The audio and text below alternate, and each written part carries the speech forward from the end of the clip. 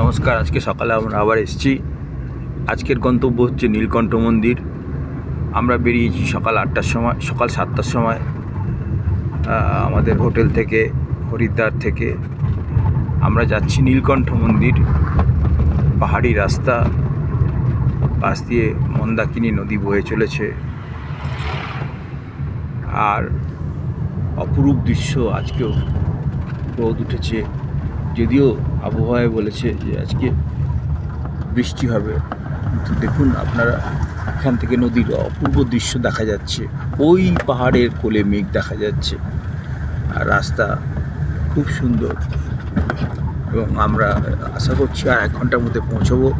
পৌঁছে আপনাদের নীলকণ্ঠ মন্দির দেখাবো। সঙ্গে থাকুন। আমরা বেরিয়েছি হরিদ্বার, কেদার, বদ্রী 4 ধাম যাত্রা করতে। ধন্যবাদ।